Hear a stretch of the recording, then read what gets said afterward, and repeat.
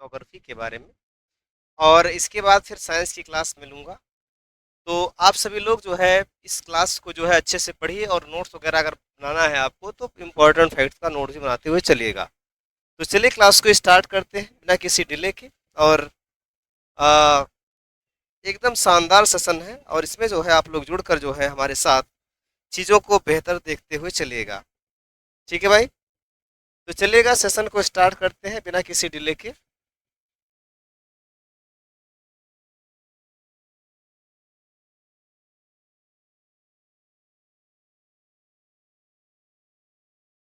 हम्म,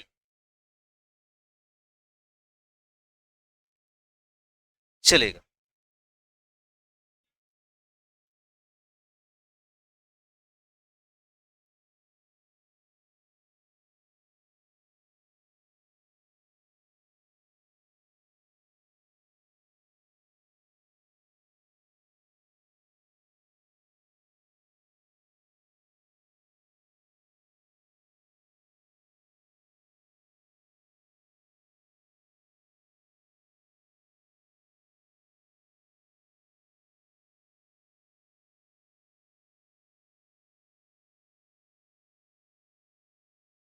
चलेगा भाई। ये पहला क्वेश्चन आपकी स्क्रीन पर दिख रहा है, और इसको करने का आप लोग प्रयास करिएगा कि क्या बोल रहा है ये। कह रहा है निम्नलिखित में से किस देश की भारत के साथ सबसे लंबी स्थलीय सीमा है। तो ये क्वेश्चन भारत की स्थिति और विस्तार से संबंधित है, और इसमें हम लोग जो है आज बहुत सारी चीज़ों को कंप्लीट पढ़ते हुए चलेंगे। तो देखिएगा क्या बोल रहा है कि भारत की सबसे लंबी स्थलीय सीमा जो है वो किस देश के साथ है। तो देखो भाई, समझो जरा यहाँ पर। ठीक है, यहाँ पर समझते हुए चलिए कि जैसे अपना ये भारत है, ये अपना भारत है, और इस भारत की जो है दो प्रकार की सीमाएं हैं। पहला है स्थलीय सीमा और दूसरा है जलीय सीमा। तो ये अपना भारत है, और इस भारत की दो प्रकार की सीमाएं हैं। इधर अगर आप देखोगे तो ये कहलाती है स्थलीय सीमा। ठीक है ना, स्थलीय सीमा, स्थलीय सीमा। ठीक है ना, इसकी लंबाई है 15,200 किलोमीटर। कितनी है? 15,200 किलोमीटर है। और इधर है जलीय सीमा। इस जलीय सीमा की लंबाई जो है कितनी है? तो कहोगे सर इस जलीय सीमा की लंबाई है जो है 6100 किलोमीटर। कितनी है? 6100 किलोमीटर है। और अगर आपसे पूछा जाए कि इस स्थलीय सीमा से कितने देश लगते हैं, तो स्थलीय सीमा से जुड़े हुए देशों के बारे में अगर आपसे पूछा जाएगा, तो स्थलीय सीमा से कुल मिलाकर जो देश अटैच होते हैं उनकी संख्या है कितनी भाई? उनकी संख्या है 7। कौन कौन से हैं? तो कहोगे सर 55 MBA। ठीक है ना, 55 MBA। इसमें सबसे लंबी सीमा पूछा जा रहा है, तो सबसे लंबी सीमा जो है वो किस देश के साथ है? बांग्लादेश के साथ में है, 4096 किलोमीटर। ठीक है ना, थोड़ा सा समझते हुए चलें और चीज़ों को। देखिए, मैं बता रहा हूँ कि जैसे भारत के बारे में अगर आपसे पूछा जाए तो भारत अपना कहाँ पर है और क्या कंडीशन है, तो कहोगे सर भारत जो है अपना जो है, भारत जो है ये दक्षिणी पूर्वी एशिया में स्थित, सॉरी, दक्षिणी पूर्वी गोलार्ध में स्थित है। किधर है? दक्षिणी पूर्वी गोलार्ध में स्थित है, और दक्षिण एशिया के देशों में आता है। किसमें आता है? दक्षिण एशिया के देशों में आता है। दक्षिण एशिया के देशों में शामिल है। ठीक है ना, दक्षिण एशिया के देशों में शामिल है। अगर आपसे पूछा जाए कि भारत का नाम भारत किसने पढ़ा, या भारत के नाम की अगर चर्चा की जाए, तो भारत के नाम बहुत सारे हैं। ठीक है ना, भारत को जो है हिंदुस्तान कहा जाता है। भारत को हिंदुस्तान कहा जाता है। भारत को आर्यावर्त कहते हैं। भारत को आर्यावर्त कहा जाता है। ठीक है ना, भारत को जो है भारत को जो है और किस नाम से जानते हैं बताइए? भारत को हिंदुस्तान कहते हैं, भारत को आर्यावर्त कहते हैं। भारत को जो है इंडिया किसने कहा? इंडिया भी कहा जाता है भारत को। ठीक है, बाकी भारत को जो है हिंदुस्तान हो गया, इंडिया हो गया, भारत, भारत नाम है ये है। ठीक है ना, एक नाम भारत है ये है। संविधान में इसके कौन कौन से नामों का उल्लेख है, थोड़ा सा इसको जान लेते हैं। ठीक है ना, तो देखिए, हिंदुस्तान की अगर बात करें तो जो ये सिंधु सभ्यता के लोग होते थे, सिंधु सभ्यता के लोग इसको सिंधु नदी को हिंदू नदी पढ़ते थे, और उसी के नाम से भारत का नाम क्या पड़ा, भारत पड़ा। तो सिंधु नदी का नाम जो था वो हिंदू नदी था, और इसी के नाम से जो है भारत का नाम क्या पड़ा, तो भारत का नाम भारत पड़ा। ठीक है ना। तो ये सिंधु नदी के नाम से जो है यहाँ को, हिंदुस्तान को इन्होंने जो है नाम दिया, किसने दिया, हिंदू नदी के नाम पर। हिंदू नदी, एक सेकेंड, हिंदू नदी के नाम पर। और हिंदू नदी के नाम पर किसने कहा भाई, तो हिंदू नदी के नाम पर कहा इसको जो है आ, ईरानियों ने। ठीक है ना, ईरानियों ने या पारसियों ने, फारस के निवासियों ने, ईरानियों ने। ठीक है ना। इंडिया किसमें नाम दिया, तो इंडिया नाम दिया यूनानियों ने। यूनानी लोग इसको, यूरोप के लोग इसको क्या बोलते थे, कहते थे इंडिया। ठीक है ना। आर्यों के नाते इसको क्या बोला जाता है, आर्यावर्त कहा जाता है। आर्यों के नाते इसको क्या बोलते हैं, आर्यावर्त कहते हैं। और भारत जो है ये भरत कबीले के नाम पर इसका नाम क्या पड़ा है, भारत पड़ा है। ठीक है ना। भरत कबीले के नाम पर इसका नाम क्या है, भारत है। भरत कबीले के नाम पर इसका नाम क्या है, भारत है। ठीक है ना। भरत कबीले के नाम पर इसका नाम क्या है, भारत है। ठीक है। ये बात समझ पा रहे हैं आप लोग, बताइए, इतनी बातें समझ पाए। चलो, अगर यहाँ से और आपसे पूछा जाए कि भारत के संविधान में भारत का क्या नाम है, तो भारतीय संविधान की अगर बात करें तो भारत के संविधान में जो भारत का नाम मिलता है, भारत के संविधान में जो भारत का नाम मिलता है, इसको कहा जाता है इंडिया अर्थात भारत। भारत अर्थात इंडिया, भारत अर्थात इंडिया। ठीक है ना। तो दो नामों का उल्लेख है संविधान के भाग 1 में, भारत और इंडिया। ठीक है ना। ये बातें आप पता हुई। अगर फिर आपसे पूछा जाए कि भारत जो है ये विश्व के क्षेत्रफल का कितना % है, तो भारत का जो क्षेत्रफल है, भारत का क्षेत्रफल जो है, भारत का क्षेत्रफल जो है 32,87,263 वर्ग किलोमीटर है, वर्ग किलोमीटर है। और ये क्षेत्रफल जो है, ये क्षेत्रफल जो है विश्व के क्षेत्रफल का, विश्व के क्षेत्रफल का जो है, भारत का क्षेत्रफल जो है विश्व के क्षेत्रफल का कितना है, तो 2.42% है। और क्षेत्रफल के अनुसार जो है भारत 7वें क्रम पर आता है। क्षेत्रफल के अनुसार भारत किस क्रम पर आता है, तो 7वें क्रम पर आता है। इसको भी आपको याद रखना है। ठीक है ना। किस क्रम पर आता है, तो ये 7वें क्रम पर आता है। इस बात को भी आप ध्यान रखोगे। ठीक है। ये बातें याद रहेंगी, बताइए, ये बातें आपको याद रहेंगी। चलिए थोड़ा सा जो है मैं इसको,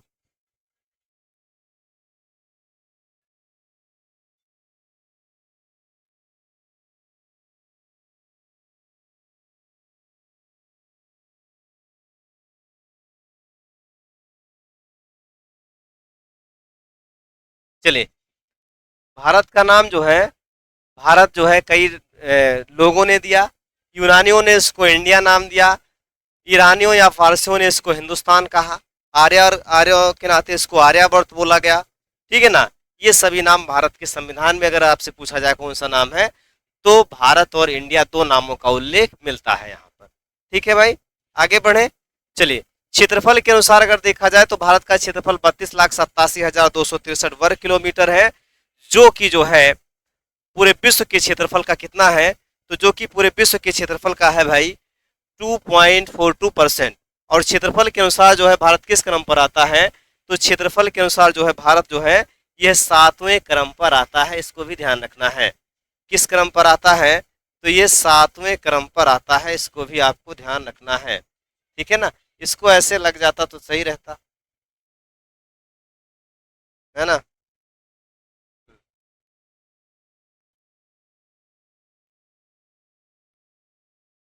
चलिए आगे बढ़े।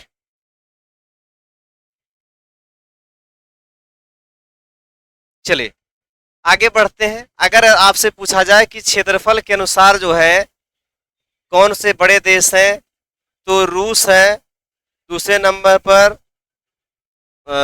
कनाडा है, फिर जो है चाइना है, फिर जो है अमेरिका है, फिर ब्राजील है, ठीक है ना, फिर ऑस्ट्रेलिया है, और फिर भारत है। ऑस्ट्रेलिया है और फिर भारत है। ऑस्ट्रेलिया है और फिर भारत है। ऑस्ट्रेलिया 6वें नंबर पर है और 7वें नंबर पर जो है भारत है। ठीक है। क्षेत्रफल के अनुसार जो है 7वां सबसे बड़ा देश अगर आपसे पूछा जाए कौन है, तो क्षेत्रफल के अनुसार 7वां सबसे बड़ा देश है अपना भारत। ठीक है ना। भारत जो है क्षेत्रफल के अनुसार 7वां सबसे बड़ा देश है। पूरे विश्व के क्षेत्रफल का 2.42%, और जो है भारत का क्षेत्रफल 32,87,263 वर्ग किलोमीटर है। इस बात को भी आप ध्यान रखोगे। ठीक है ना। आगे बढ़े, चलिए आगे बढ़ते हैं और चीजों पे बात करते हैं और क्या हो जाएगा। ठीक है, चलिए देखिएगा, अगर आपसे यहाँ और पूछा जाए कि बताइए भैया कि भारत की स्थलीय सीमा और जलीय सीमा के बारे में बता दीजिए, तो भारत की स्थलीय सीमा हेडिंग लगाइएगा, भारत की स्थलीय सीमा। ठीक है ना। भारत की स्थलीय सीमा, भारत की स्थलीय सीमा। ठीक है ना। भारत की स्थलीय सीमा की आप बात करें अगर, ठीक है, तो भारत की स्थलीय सीमा की अगर बात की जाए तो भारत की स्थलीय सीमा की जो लंबाई है ये कितनी है, तो ये है 15,200 किलोमीटर। कितनी है, 15,200 किलोमीटर है। याद रखिएगा, भारत की स्थलीय सीमा की लंबाई कितनी है, 15,200 किलोमीटर है। और इससे कितने देश जुड़े हुए हैं, तो इससे 7 देश जुड़े हुए हैं। कौन कौन से हैं बताइए, कौन कौन से हैं, तो याद रखिएगा 55 MB। एक ट्रिक याद रखिएगा, ट्रिक याद रखिए। कौन सी ट्रिक है भाई, एक ट्रिक है जो है जिसका नाम है 55 MBA। 55 MBA। ठीक है ना। पा से क्या हो जाएगा, बांग्लादेश हो जाएगा। पा से क्या हो जाएगा भाई, तो ये हो जाएगा बांग्लादेश। पा से बांग्लादेश हो जाएगा। इसके बाद जो है बांग्लादेश के बाद चीन हो जाएगा। पा से पाकिस्तान हो जाएगा। ठीक है ना। पा से पाकिस्तान हो जाएगा। और ना से जो है, ना से क्या हो जाएगा, नेपाल हो जाएगा। यहाँ ना से क्या हो जाएगा, नेपाल हो जाएगा।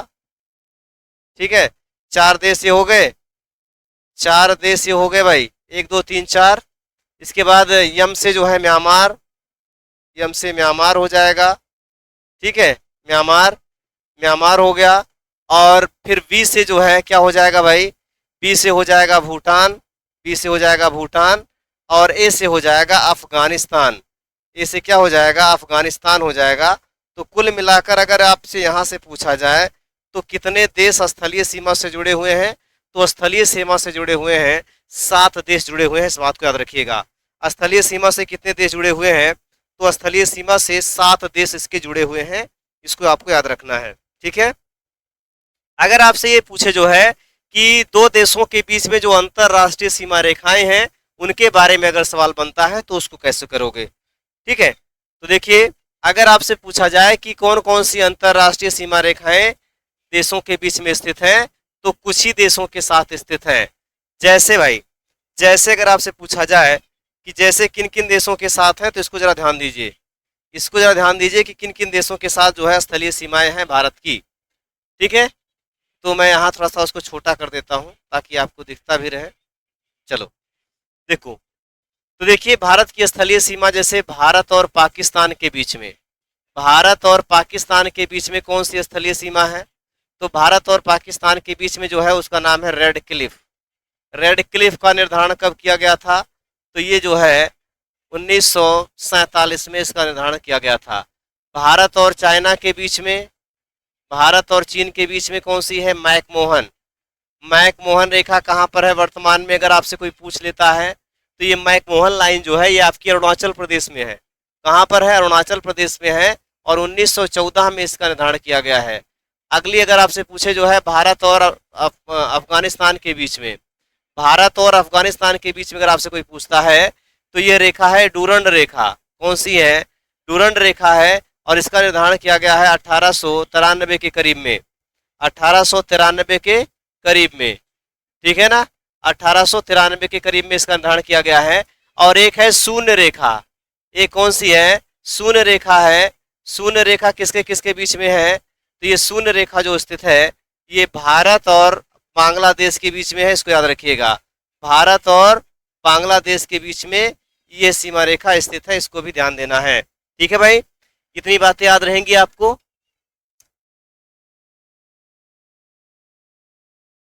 बात समझ पाए? जरा बताओ, इतनी बातें आपके समझ में आ गई? चले आगे।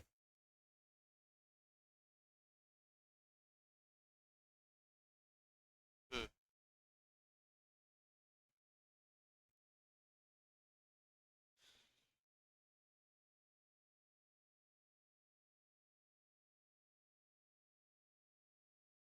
ठीक है, सभी लोग ठीक ठाक चल रहे हैं और आंसर करते हुए चल रहे हैं क्वेश्चनों का।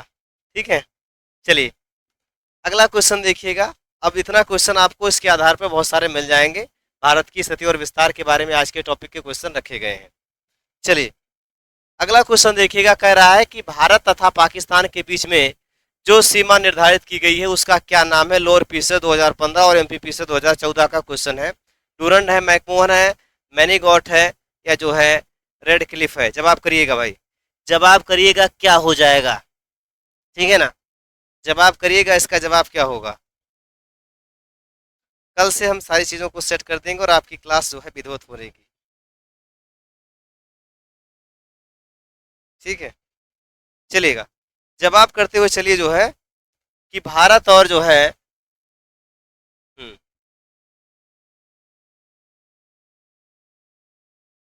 हम्म भारत और जो है पाकिस्तान के बीच में जो रेखा निर्धारित की गई है उसका क्या नाम है। ठीक है, और एकदम शानदार प्रश्न है और इसका जवाब आपसे उम्मीद है। चलिए, कह रहा है जो है डूरंड रेखा है, मैकमोहन है, मैनीगॉट है, या रेड क्लिफ है। तो अभी मैंने आपको बताया जो है कि जो है भारत और जो है इसके बीच में कौन सी रेखा है, जरा आपको बताना है।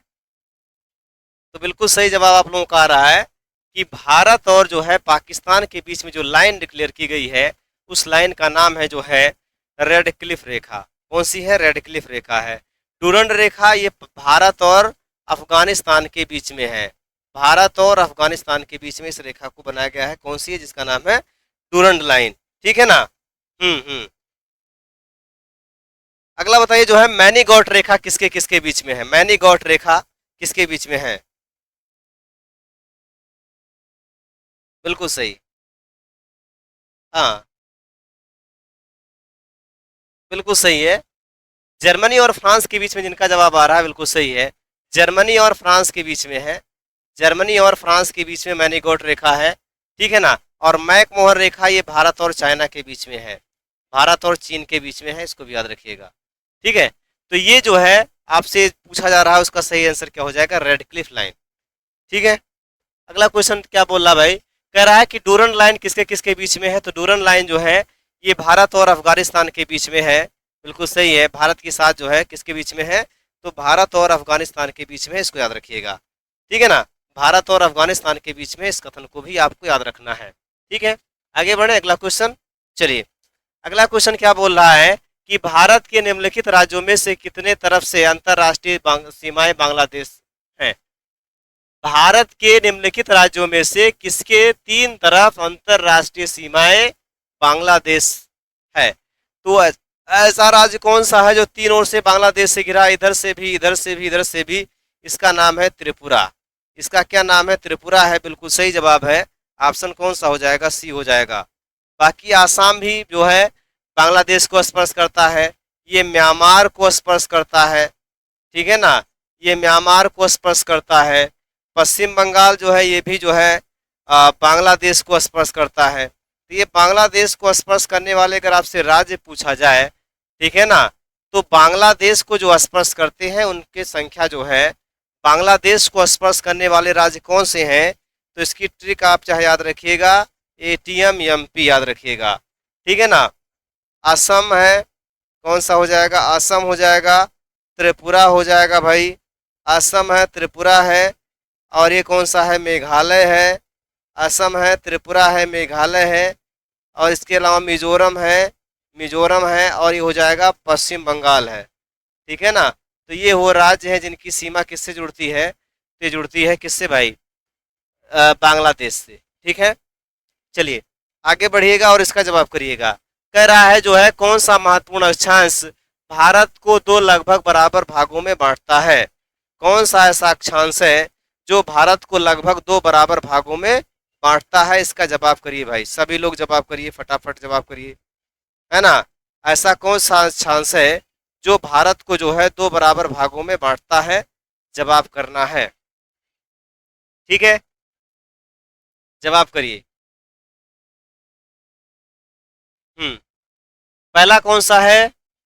30 डिग्री 23 डिग्री 30 मिनट दक्षिणी है, 33 डिग्री 30 मिनट उत्तरी है, 0 डिग्री है, या 33 डिग्री 23 डिग्री 30 मिनट। देखो सही से, ये जो है एमपी पीसीएस प्री 2017 का क्वेश्चन है। भारत को बीचों बीच से बांटने वाला जो अक्षांश है उसको बोलते हैं हम कर्क रेखा। क्या बोलते हैं? कर्क रेखा। और ये कर्क रेखा जो है 23.5 डिग्री उत्तर है, 23 डिग्री 30 मिनट उत्तर है। डी ऑप्शन यहाँ पर सही हो जाएगा। 23.5 डिग्री दक्षिण ये मकर रेखा है जो ऑस्ट्रेलिया को दो बराबर भागों में बांटती है। भूमध्य रेखा ये पूरी पृथ्वी को दो बराबर भागों में बांटती है। ठीक है ना, याद रहेगा। चले आगे, चलो भाई। इसको देखिए क्या बोल रहा है। कह रहा है निम्नलिखित में से किस राज्य की भूटान के साथ सीमा नहीं लगती है? कौन सा है? सिक्किम है, मेघालय है, पश्चिम बंगाल है, या अरुणाचल प्रदेश है। तो देखिए, अगर हम बात करें भूटान की, तो भूटान को पश्चिम बंगाल भी स्पर्श करता है, अरुणाचल प्रदेश भी स्पर्श करता है, सिक्किम भी स्पर्श करता है। ये मेघालय की सीमा नहीं लगती है, इसको याद रखिएगा। ध्यान से मैप को देखिएगा और फिर आपको ये पता चल जाएगा जो है ऐसा वो राज्य कौन सा है जो किसको स्पर्श नहीं करता, जो है भूटान को स्पर्श नहीं करता। तो इससे क्या पता चलेगा? इससे पता चलेगा जो है कि ये कौन सा हो जाएगा भाई, ये कौन सा हो जाएगा? आपका हो जाएगा भूटान। ठीक है ना, मेघालय हो जाएगा जो भूटान को स्पर्श नहीं करता है। अगला देखो क्या बोल रहा है। कह रहा है कि मन्नार की खाड़ी और पाक जलडमरू मध्य जो है भारत को किस देश से अलग करते हैं? आरआरबी एलटीपीसी 2021 का क्वेश्चन है, बताइएगा। देखो, मालदीव है, बांग्लादेश है, श्रीलंका है, मन्नार की खाड़ी है, पाक जल डमरू मध्य है। अभी भारत की जलीय सीमा के बारे में आपको नहीं बताया गया है। तो जलीय सीमा जो है भारत की, ये इससे दो देश जुड़े हैं, एक मालदीव जुड़ा है, दूसरा श्रीलंका जुड़ा है। यहाँ पर ये जो श्रीलंका है भाई ना, ये श्रीलंका किसके किससे साथ अलग होता है भारत से? तो यहाँ पर तीन चीजें हैं। एक है मन्नार की खाड़ी, मन्नार की खाड़ी। दूसरा है जो है पाक जल संधि, पाक जल संधि। और तीसरा है जो है, तीसरा है आदम ब्रिज। और चौथा है पंबन द्वीप, पंबन द्वीप। ये चार चीजें हैं जिससे जो है भारत और श्रीलंका अलग होते हैं। ठीक है ना, पंबन द्वीप,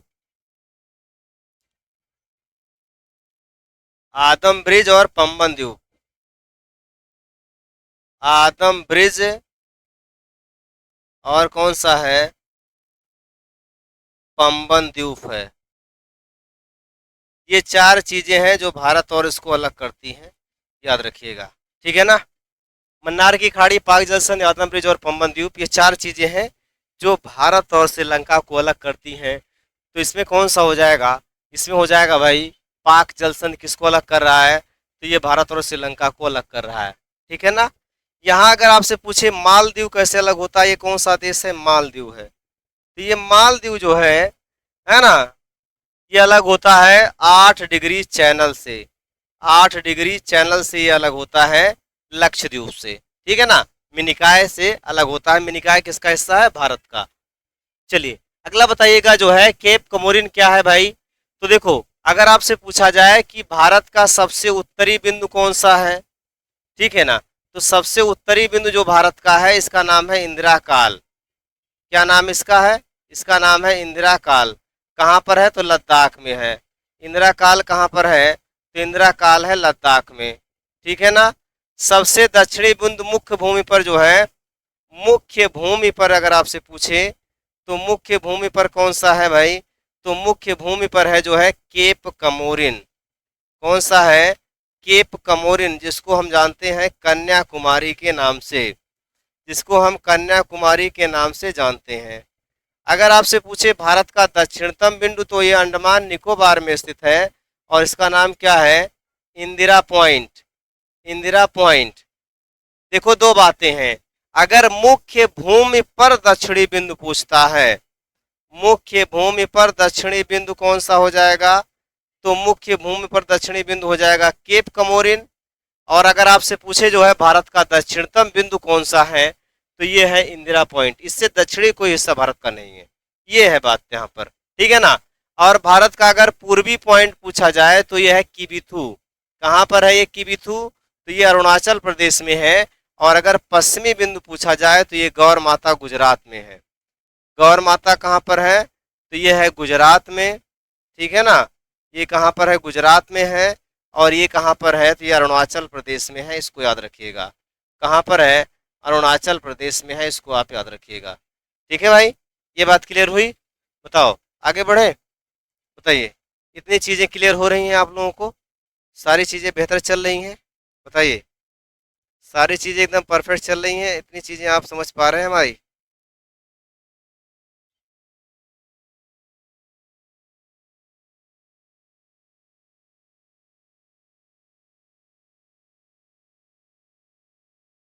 चलें आगे।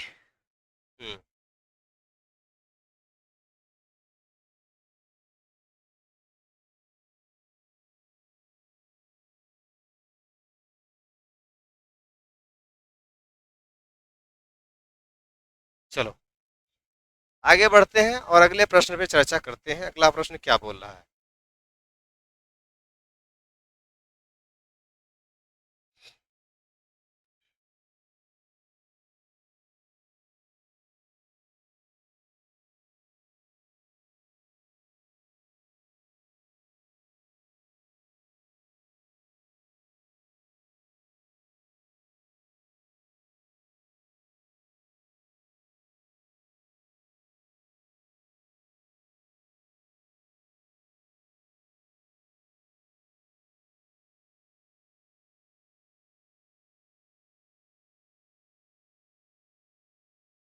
चलो अगला प्रश्न आपको दिख रहा होगा, ये इसका जवाब करते हुए चलेगा।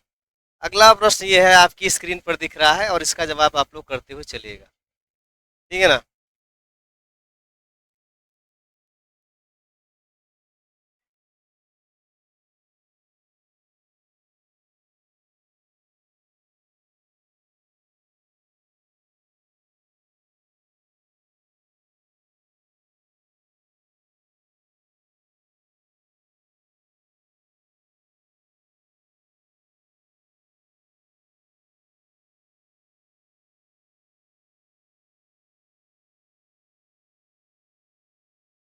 ठीक है, कह रहा है कि यदि आप कोहिमा से केरल के, कोहिमा मतलब नागालैंड की राजधानी कोहिमा, वहां से आप कोट्टयम केरल आना चाह रहे हैं, तो आपको सड़क मार्ग से आते हुए कितने राज्यों से गुजरना होगा?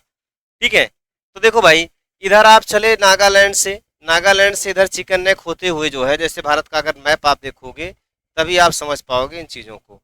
अगर भारत का नक्शा आपको नहीं पता है तो आप इस क्वेश्चन को गलत कर दोगे। ठीक है ना। ये है अपना भारत। ठीक है, यहाँ पर राज्य है केरल। केरल से आप आओगे तो तमिलनाडु एक राज्य। फिर दूसरा राज्य कौन सा हो जाएगा? तमिलनाडु हो जाएगा। तमिलनाडु के बाद इधर यहाँ पर तमिलनाडु हो गया, आंध्र प्रदेश, उड़ीसा, पश्चिम बंगाल, है ना। पश्चिम बंगाल के बाद आसम, और इसके बाद पहुंच जाओगे आप कहाँ पर? नागालैंड। कहाँ पहुंच जाओगे? नागालैंड। तो कुल मिलाकर कितने राज्य हो गए? तो ये जो है एक राज्य, दो राज्य, एक दो तीन चार पाँच, पांच राज्य बीच में आएंगे। ठीक है ना, पांच राज्य बीच में आएंगे और कुल मिलाकर सात राज्य। ठीक है, सात राज्यों से होकर आपको यात्रा करनी होगी, याद रखिएगा, सात राज्य से। ठीक है, कितने राज्यों से? सात राज्यों से आपको गुजरना होगा, तब आप जाकर कहीं पहुंच पाओगे जो है नागालैंड की राजधानी कोहिमा तक। ठीक है, चले आगे। चलो अगला क्वेश्चन देखो, भारत का क्षेत्रफल जो है पाकिस्तान के क्षेत्रफल का कितना गुना है? तो ये अगर आप सवाल पूछे कितना गुना है, तो 4 गुना है। 4 गुना से थोड़ा सा अधिक है, 4.12 गुना है। 4.12 गुना है। पाकिस्तान से हम लोग 4 गुना बड़े हैं, फिर भी रोज कहता है कि हम परमाणु बम छोड़ेंगे आपके ऊपर, तो इससे काम नहीं चलने वाला है, उसको कूट कर मारा जाएगा। चलिए, तो यहाँ पर पूछा जा रहा है कि भारत का क्षेत्रफल पाकिस्तान का लगभग कितना गुना है, तो 4 गुना याद रखिएगा। 4 गुना से अधिक है, लेकिन 4 गुना याद रखिए। ठीक है, तो इतना आज के लिए रखिए, बाकी हम कल की क्लास में मिलते हैं और आपको बहुत सारी चीज़ों के बारे में और बताते हैं। आज के लिए आपको इतना रखना है, बाकी मिलेंगे कल। धन्यवाद सभी को। आप लोग शाम को 5 बजे अवेलेबल हो जाया करिए। ठीक है, धन्यवाद।